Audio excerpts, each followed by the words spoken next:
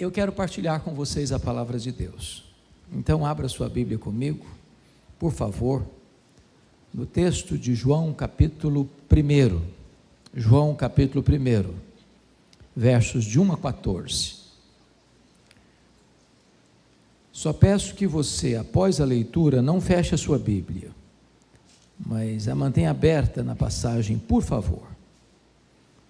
João capítulo 1, versos de 1 a 14. Antes da leitura desse texto, preciso dizer algumas coisas. A primeira delas é que João, o Evangelho de João, é considerado pelos estudiosos como o livro mais importante da literatura mundial. Nenhuma obra jamais foi tão traduzida para outros idiomas e tão largamente distribuída como o Evangelho de João. Já passam de 4 bilhões de exemplares. Este evangelho, quando foi escrito, os outros evangelhos chamados sinóticos, Mateus, Marcos e Lucas, já circulavam nas igrejas há mais de 20 anos. Este evangelho foi escrito quando os apóstolos, exceto João, todos já estavam mortos, e mortos pelo viés do martírio. Este evangelho foi escrito no final do primeiro século, para defender a fé cristã de um ataque frontal, de uma heresia muito perigosa, que quase devasta a igreja nos 3 primeiros séculos, uma heresia chamada de gnosticismo, uma espécie de concubinato entre a fé judaica e a filosofia grega. Vocês sabem que o Império Romano dominou o mundo, mas não as ideias. O pensamento grego continuou prevalecendo, e um dos pilares do pensamento grego era o chamado dualismo, ou seja, para os gregos a matéria era essencialmente má, e o espírito era essencialmente bom.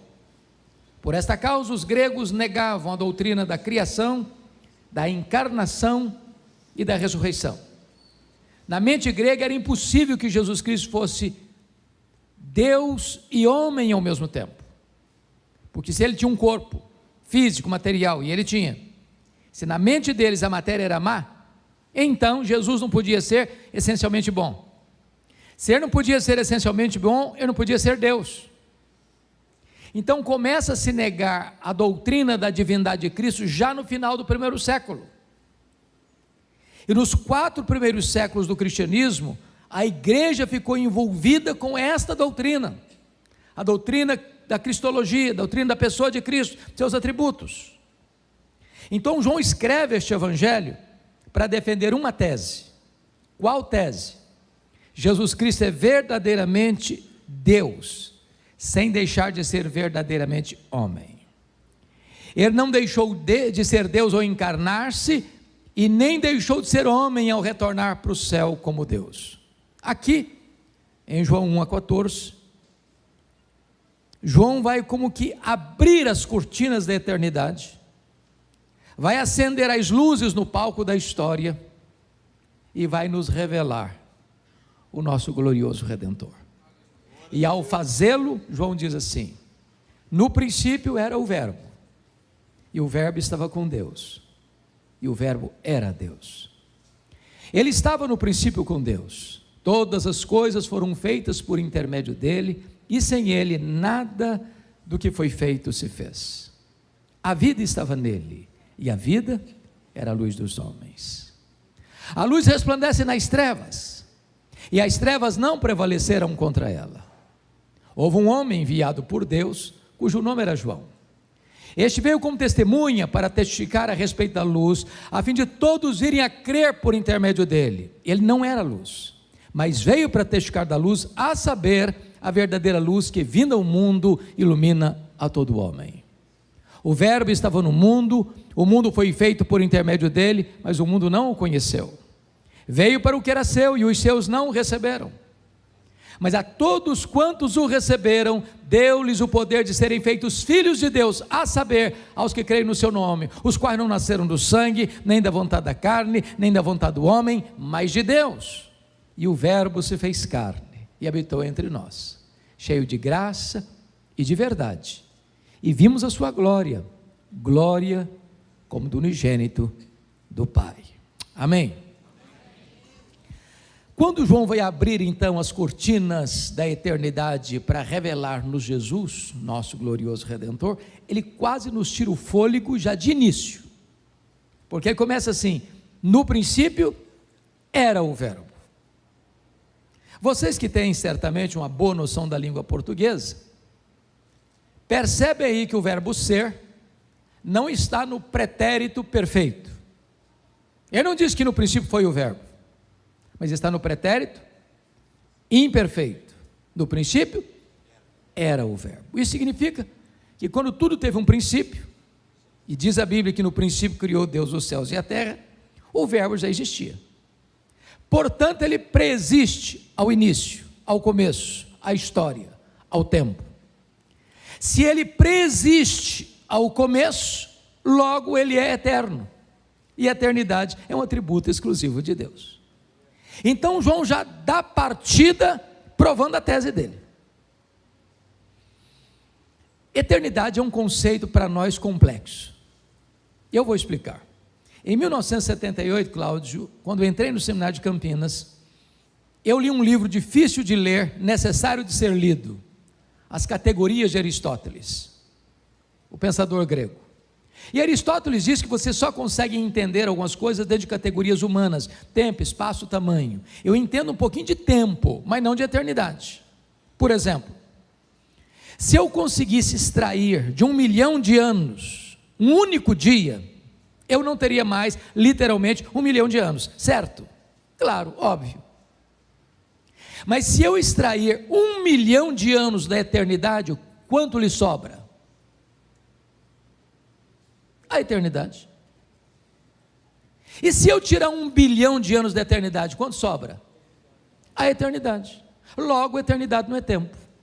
Logo, você e eu não entendemos tão bem o que é eternidade. Sabe por quê? Porque a eternidade é um atributo exclusivo de Deus e o verbo é eterno, portanto ele é Deus.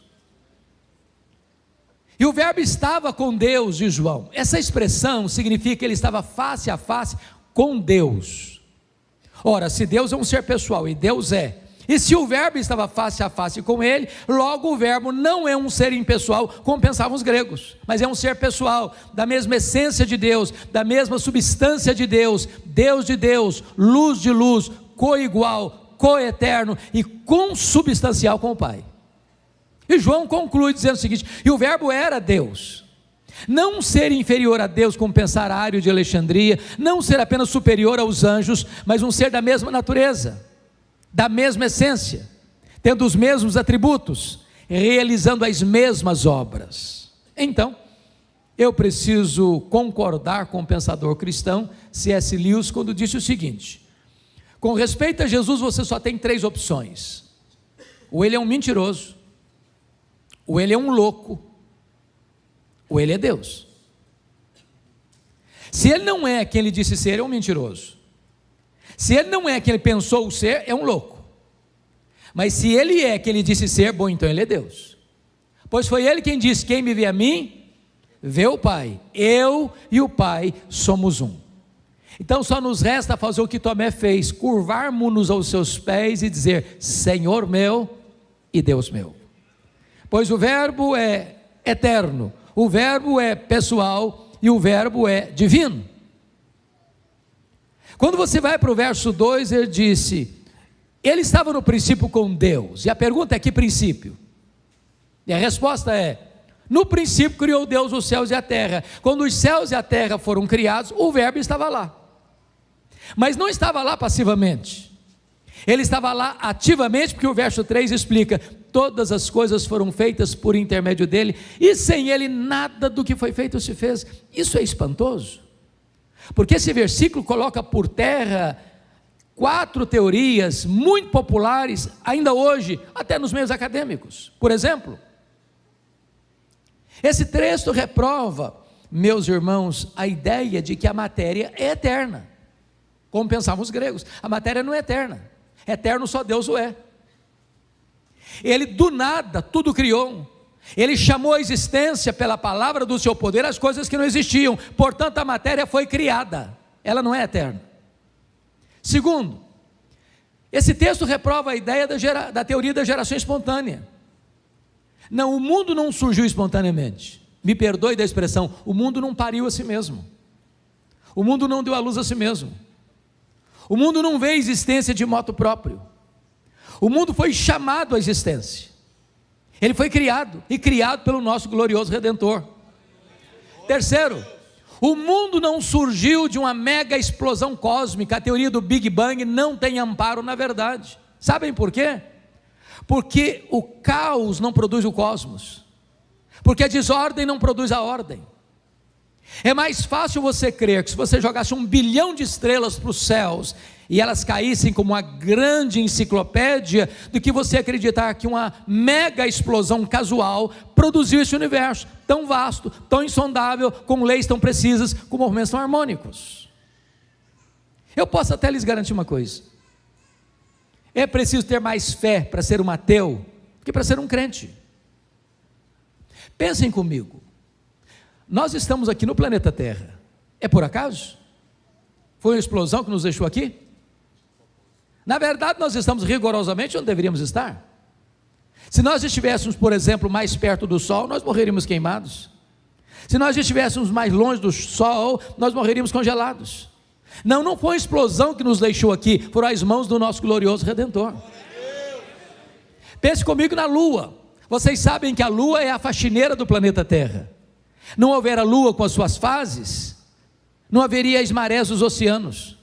Se não houvesse as marés dos oceanos, as nossas praias se encheriam de lixo e a vida seria impossível no nosso planeta. Não foi um acaso, nem uma explosão que deixou a Lua na sua órbita, foram as mãos do nosso glorioso Redentor. Todas as coisas foram feitas por intermédio dele, e sem ele nada do que foi feito se fez. Quarto lugar, este mundo não é resultado de uma evolução de milhões e milhões de anos. Não. Em 1859, Charles Darwin publicava em Londres o seu livro A Origem das Espécies.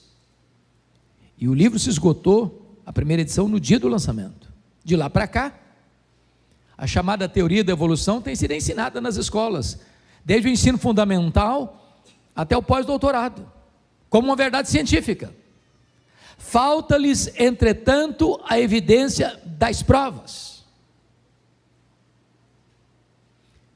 Meus amados irmãos, o texto é categórico: todas as coisas foram feitas por intermédio dele, e sem ele nada do que foi feito se fez. Nós estamos aqui levantando a seguinte pergunta: quem é o nosso glorioso Redentor? Quão grande ele é, quão poderoso ele é, quão magnífico ele é. Por exemplo, o profeta Isaías, no capítulo 40, e ele está tratando de um texto messiânico, começa a falar da majestade dele, e ele usa algumas figuras interessantes. Ele diz que este é aquele que mede as águas na concha da sua mão. Pense comigo no Pacífico, no Atlântico, no Índico, no Mediterrâneo, nos mares, nos rios, nas fontes. Vá um dia aqui no Atlântico, tente esvaziá-lo com um baldinho, veja quanto tempo você vai levar. É aquele que mede o pó das montanhas em balança de precisão. É aquele que mede os céus a palmos. É aquele que espalha as estrelas no firmamento, e por ser forte em força e grande em poder, quando as chama, bem contadas pelo nome, nem uma só delas vinha a faltar. É aquele que olha para as grandes potências econômicas e militares da terra, as nações da terra, e considera todas elas como um pingo que cai num balde, como um pó numa balança de precisão, como um vácuo, como nada, como menos do que nada. Este é o seu glorioso Redentor. Quão grande ele é! Se você perguntar para um astrônomo, por mais perito que ele seja, por mais robusto o conhecimento que ele tenha, qual é o tamanho do universo, sabe qual é a resposta dele, se ele for honesto? Eu não sei. Até porque isso é uma matéria em aberto ainda. Mas o que eles já sabem e afirmam é que o nosso universo tem mais de 93 bilhões de anos-luz de diâmetro. E o que significa isso? Significa que se você voar à velocidade da luz, 300 mil quilômetros por segundo, nessa velocidade, você demoraria mais de 93 bilhões de anos para ir de uma extremidade à outra do universo? Pois não há um centímetro desse universo onde Jesus, o nosso glorioso Redentor, não possa dizer: isso aqui é meu, eu criei isso aqui, sou dono disso aqui, estou aqui. Este é o nosso glorioso Redentor. Pergunte a um astrônomo quantas estrelas existem. Sabe qual é a resposta dele? Eu não sei. O que eles sabem e afirmam é que há mais estrelas no firmamento que todos os grãos de areia de todas as praias e desertos do nosso planeta. Vá um dia à praia, encha a concha da sua mão de areia, tenha paciência de levar para casa, botar numa tábua de vidro e contar uma por uma. Eu fui tentar fazer isso na praia agora nas férias de janeiro. Enchi a mão de areia e comecei a contar: 1, 2, 50, 100, 150, 200, 300, não tinha contado a ponta do dedo ainda, eu parei. Pois há mais estrelas no firmamento que todos os grãos de areia de todas as praias e desertos do nosso planeta. Mas o nosso glorioso Redentor não apenas criou todas elas, diz o texto, ele batizou cada uma delas pelo nome. E por ser forte em força e grande em poder, quando as chama pelo nome, nenhuma só delas vem a faltar. Este é o nosso glorioso Redentor. Todas as coisas foram feitas por intermédio dele, e sem ele nada do que foi feito se fez. Até o século passado nós estávamos pasmos com a grandeza do macro-universo. Agora não, nós estamos pasmos com a grandeza do micro-universo. Por exemplo, se você chegar na sua casa, no seu quintal, e pegar uma folha de uma planta assim, qualquer, por mais tenra que ela seja, ela é muito mais complexa do que Duque de Caxias. Se você pegar um ovo na geladeira e quebrá-lo na frigideira, aquela gema é muito mais complexa do que qualquer máquina que o homem jamais inventou. Dr. John Wilson, catedrático da Universidade de Harvard, uma das maiores autoridades do mundo em oftalmologia, diz que você e eu temos em torno de 10 milhões de fios duplos encapados em cada um dos nossos olhos, e se não for assim, haveria um curto-circuito e ficaríamos cegos.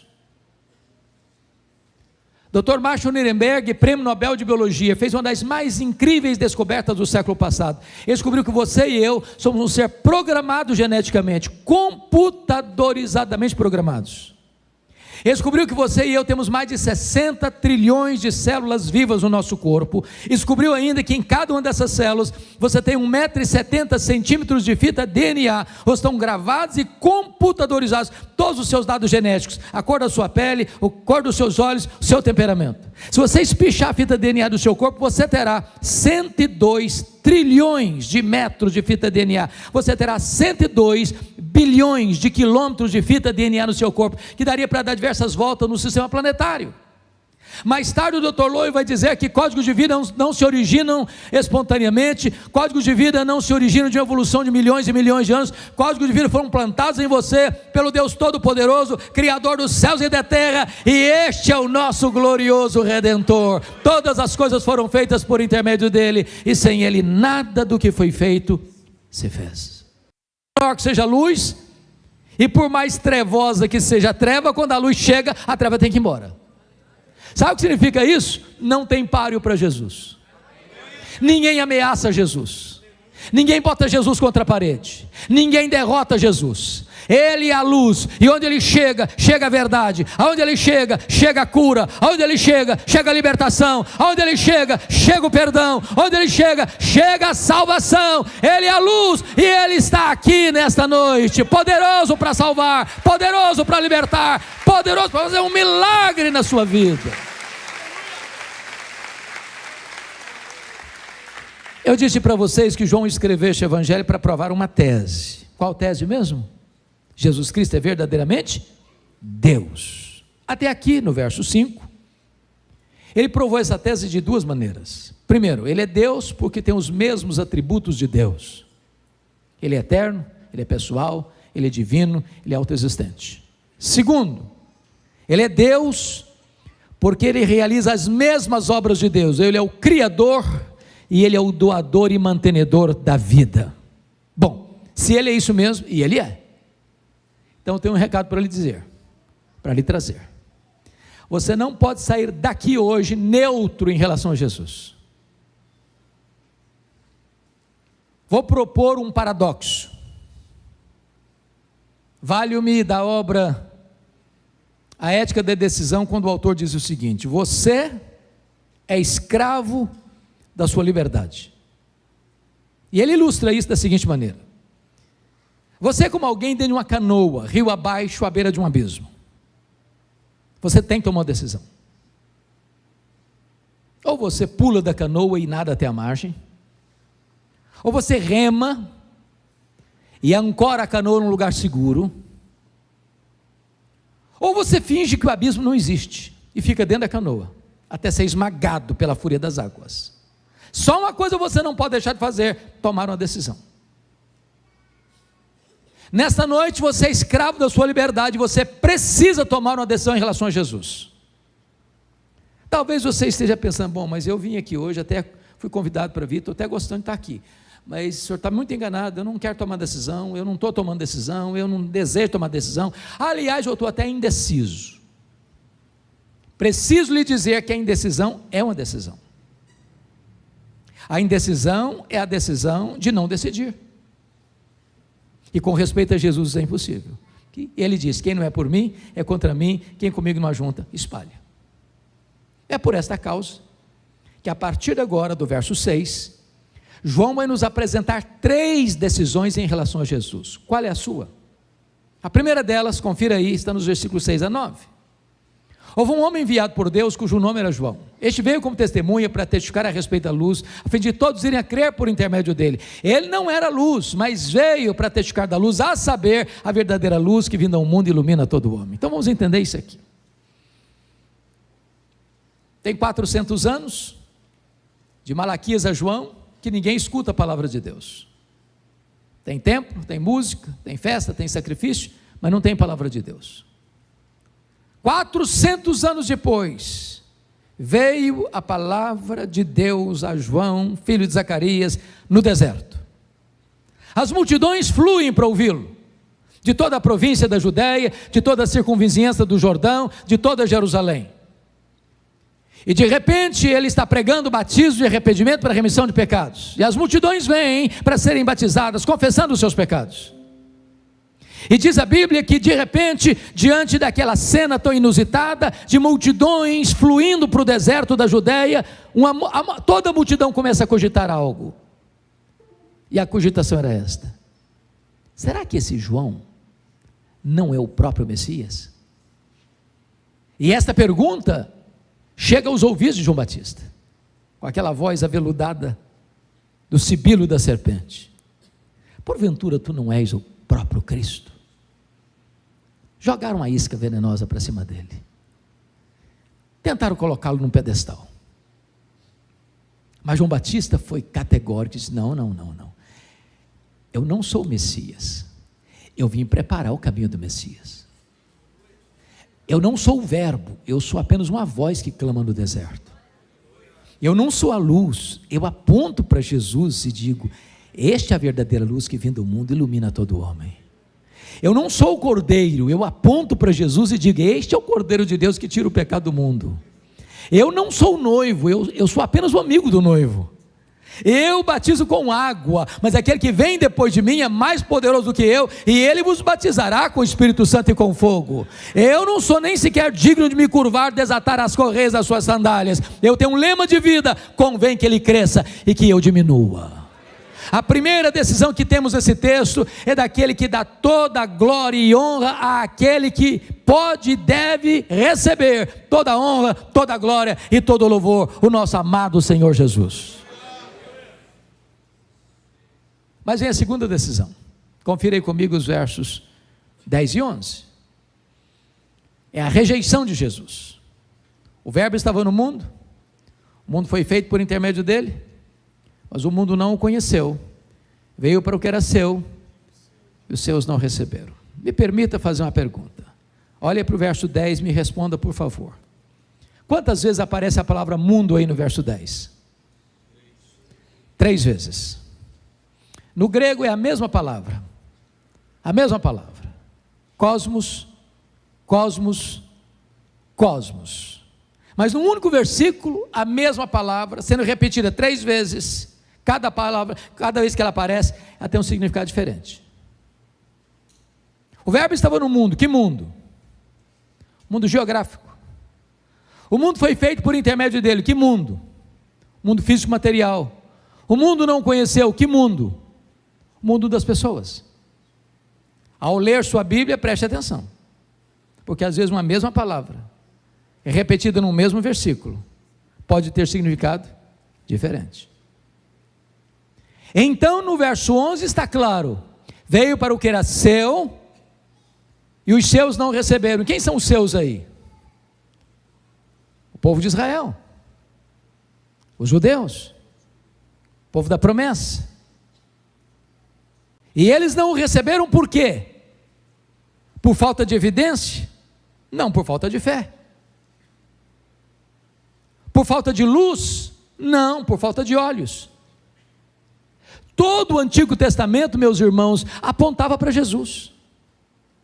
Era uma sombra da realidade que é Jesus. Jesus é a semente da mulher. Jesus é representado pelo Cordeiro da Páscoa. Jesus é representado pela nuvem que vinha de dia e pela coluna de fogo que vinha de noite. Jesus é representado pelo maná que caía do céu e pela água que brotava da rocha. Jesus é representado pelo templo de Salomão. Jesus é representado pelas festas, pelos sacrifícios. Jesus é representado pelo sábado. Tudo era sombra dele, ele a realidade. Na plenitude dos tempos ele veio, nascido de mulher, nascido sob a lei, o verbo se fez carne, e ele andou por toda parte, libertando os oprimidos do diabo. Os cegos viram, os coxos andaram, os surdos ouviram, os mudos falaram, os leprosos foram purificados, os mortos ressuscitaram, mas os seus não o receberam. O que é doloroso, e o Cláudio é testemunha disso, quando você vai a Jerusalém, você vai lá no Muro das Lamentações, e lá tem crianças, e lá tem jovens, lá tem mulheres, lá tem homens, lá tem líderes, lendo piedosamente a lei, orando fervorosamente diante do muro, aguardando ainda o Messias, que já veio há 2000 anos, em Jesus de Nazaré. Ainda a venda está colocada nos olhos deles. Cuidado para que você, diante de tantas evidências, ainda rejeite o Messias, o Filho de Deus. Veio para o que era seu, e os seus não o receberam. Mas agora vem a terceira decisão, a partir do verso 12 e 13, que é a aceitação de Jesus. E eu chamo a sua atenção, ao ler a sua Bíblia, para aquilo que nós chamamos na língua portuguesa de conjunção adversativa: mas, porém, entretanto, todavia, entrementes. Ele está contrastando o que disse antes com o que vai dizer agora. Em virtude da rejeição de Israel, está escrito assim: mas a todos quantos o receberam, deu-lhes o poder de serem feitos filhos de Deus. A pergunta é: todos quantos? Todos quem? E a resposta é: todos judeus, todos gentios, todos homens, todos mulheres, todos crianças, todos jovens, todos adultos, todos velhos, todos ricos, todos pobres, todos doutores, todos analfabetos, todos religiosos, todos não religiosos, todos brancos, todos amarelos, todos pardos, todos negros. Não importa onde você vem, não importa para onde você vai, se você receber a Jesus, você recebe o poder de ser feito filho de Deus. É claro, portanto, que nem todos são filhos de Deus. Ser filho de Deus não é coisa natural. Ninguém é filho de Deus porque nasce num país chamado cristão. Ninguém é filho de Deus porque nasce numa família chamada cristã. Ninguém é filho de Deus porque frequenta uma igreja chamada cristã. Ser filho de Deus é a coisa mais radical que pode acontecer na sua vida. É ter um novo coração, é ter uma nova mente, é ter uma nova vida, é ter uma nova esperança, é ter um novo sonho, é ter uma nova família, é ter uma nova pátria, é ter uma nova herança, é ser nova criatura. Agora, João não quer que você saia daqui hoje com qualquer dúvida acerca do que significa ser filho de Deus. Então, no verso 13, ele explica melhor. O que é ser filho de Deus? Então, ele começa dizendo, os quais não nasceram do sangue. O que significa isso? Ser filho de Deus não é hereditário. Aqui no Brasil nós temos um ditado que diz assim, filho de peixe, peixinho é. Mas não é verdade que filho de crente, crentinho é. Para ser filho de Deus tem que nascer de novo. Tem que nascer da água e do Espírito. Tem que nascer de cima, tem que nascer de Deus. Alguém pergunta assim, você é filho de Deus? Ué, mas é claro, ué. Meu pai é o pastor da igreja. A minha mãe até dirige um ciclo de oração na igreja. Ô, gente, ser filho de pastor deve ser coisa boa. Eu não sou não, mas deve ser. Ter uma mãe de oração então é um espetáculo. Mas isso não faz ninguém ser filho de Deus não. Outro pergunta, você é filho de Deus? Mas é claro, eu sou assembleiano desde que nasci, eu sou presbiteriano desde o berço. Aliás, eu pertenço ao projeto Recomeçar. Isso é bom, mas não faz você filho de Deus não. Você é filho de Deus, mas é claro, eu sou um calvinista, eu sou um arminiano, ser calvinista e arminiano pode ser bom para você, mas isso não faz de você filho de Deus não. Para ser filho de Deus tem que nascer de novo. Os quais não nasceram do sangue, nem da vontade da carne. O que significa isso? Significa que nenhum de nós tem competência para nos fazermos filhos de Deus. Então vou ilustrar isso. Vocês que moram aqui no Rio de Janeiro, esse trânsito maluco, igual São Paulo também, dá um feriado, você quer ir embora, quer dar uma fugida, quer dar uma escapada. E aqui você está perto da montanha, você já começa a subir a serra. Então imagine você chegando naquele lugar, quase que edênico, as árvores frondosas, com as suas cabeleiras esvoaçando pelo vento, a relva verde farfalhante, as águas límpidas, rasgando as entranhas da terra, o passaredo a cantar, as flores mimosas, com aquelas pétalas aveludadas, exalando um doce, inebriante perfume, as borboletas esvoaçando, enchendo o ar de cores, e aquela brisa gostosa, tocando em seu rosto, e você olhando esse cenário diz, puxa vida, você quer saber de uma coisa? A partir de hoje, eu me faço filho de Deus. Bonito, não? Mas impossível. Só Deus pode fazer de você seu filho. Condição que ele exige? Uma só. A todos quantos receberam Jesus, deu-lhes Deus o poder de serem feitos filhos de Deus. A salvação não está nem na sua mão, nem na minha mão, nem na mão da igreja. A salvação está na mão de Deus. Ele dá esse presente a todos quantos recebem o seu filho. Terceira resposta, os quais não nasceram do sangue, nem da vontade da carne, nem da vontade do homem. Sabe o que significa isso? Nenhum ser humano tem competência e poder para tornar você filho de Deus. Nenhum de nós pode dizer para você assim, seja filho de Deus. Nem os patriarcas, nem os profetas, nem os apóstolos, nem os pais da igreja, nem os reformadores, nem os avivalistas, nem o Papa, nem Pedro, nem Paulo, nem Maria, nem o pastor, nem o bispo, nem o missionário, nenhum de nós tem essa competência de dizer, seja filho de Deus. Só o próprio Deus pode fazer esse milagre. Só Ele pode dar esse grande privilégio de você fazer parte da família de Deus. E não é aquilo que você faz para Deus, não é pelas obras, não é pelo mérito, não é pelo ritualismo, não é pelo sacrifício pessoal, é presente dEle, é graça dEle, é dádiva dEle, é oferta dEle, para todos aqueles que creem no Senhor Jesus Cristo, como seu Salvador e como seu Senhor. Bom, dito isto, João agora vai nos levar para a conclusão do versículo 14, e Atanásio, Cláudio, que foi o grande campeão da ortodoxia no primeiro concílio geral da igreja, em 325 em Niceia, enfrentando as teses heréticas de Ário, que negava a divindade de Cristo, fincou um pilar da ortodoxia cristã no concílio de Niceia, mostrando que Jesus é Deus de Deus, luz de luz, coigual, coeterno e consubstancial com o Pai. E ele escreveu um livro que está traduzido em português, sobre a encarnação, explicando esse versículo 14. E ele vai dizer para nós que a encarnação é o maior mistério do cristianismo, e de fato é, se não vejamos. O que está escrito aí? E o verbo se fez carne. A pergunta é: que verbo? Que verbo? E a resposta é: o verbo eterno, pessoal, divino, autoexistente, criador, doador da vida, a verdadeira luz. O verbo que é Deus, autoexistente, infinito, imenso, eterno, imutável, onipotente, onipresente, onisciente, transcendente, soberano, que nem os céus dos céus pode contê-lo.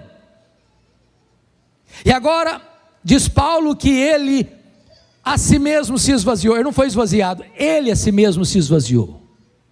Às vezes, esvaziou-se até quando? Agora pense comigo, sendo ele transcendente, ele vai se esvaziando, se esvaziando, se esvaziando, se esvaziando, se esvaziando, se esvaziando, a ponto de se transformar um zigoto, um embrião, um feto. Um bebê que nasce de uma virgem, é enfaixado em panos e deitado num coxo de animal comer, uma manjedoura, mangiare. Aquele bebê é o Criador do universo, é o Rei da glória, que nem os céus dos céus pode contê-lo. E o verbo se fez carne e não habitou longe de nós, não. Ele habitou entre nós, ele vestiu pele humana, ele calçou as sandálias da humildade, ele pisou o nosso chão, ele comeu o nosso pão, ele bebeu a nossa água, ele chorou a nossa lágrima, ele sentiu a nossa dor, ele carregou sobre o seu corpo os nossos pecados, ele morreu na cruz pelos nossos pecados, ele foi sepultado e ele ressuscitou gloriosamente, arrancando o aguilhão da morte, matando a morte, inaugurando a imortalidade. Ele voltou para o céu, ele está à destra de Deus, ele vai voltar pessoalmente, visivelmente, audivelmente, repentinamente, inesperadamente, gloriosamente, para buscar a sua igreja. Mas veja como ele se manifestou, não cheio de justiça e juízo, ele nos fulminaria. Se ele viesse cheio de justiça e juízo, ele nos fulminaria. Sabe por quê?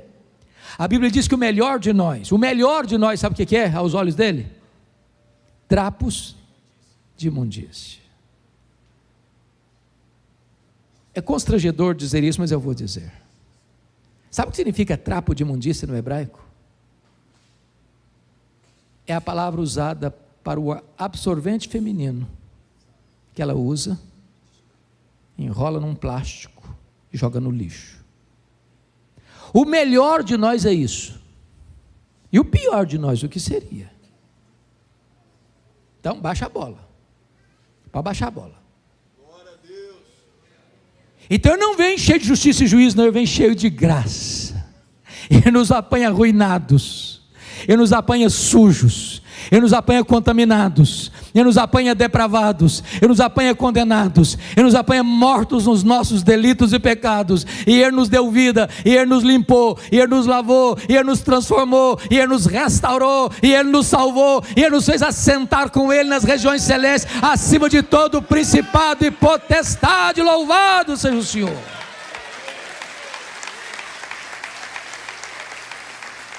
E João vai dizer, fechando, que vimos a sua glória, glória como do unigênito do Pai. Todos vocês sabem que glória não é um atributo de Deus, como é a santidade, a justiça, a misericórdia. Glória é um conceito teológico que retrata todos os atributos de Deus no seu resplendor máximo. Por exemplo, quando Deus mandava um profeta lá no Velho Testamento, via de regra ele apontava para um atributo de Deus. Isaías enfatizou a santidade, Amós enfatizou a justiça, Oséias enfatizou a misericórdia. Mas quando Jesus vem, ele não vem para enfatizar este ou aquele atributo, ele vem para revelar Deus. Sabe por quê? Ele era a exata expressão do ser de Deus, ele era o resplendor de Deus, nele habitou corporalmente toda a plenitude da divindade. Por isso só ele pode dizer: quem me vê a mim, vê o Pai, porque eu e o Pai somos um. Então está aprovada a tese de João. Jesus Cristo é Deus. Mas eu não posso terminar sem tratar de dois assuntos para concluir essa matéria. Sabe o que me choca no texto? É que quando João vai para o restante do livro, ele segue a mesma toada, usando a mesma metodologia. De que maneira? De que maneira?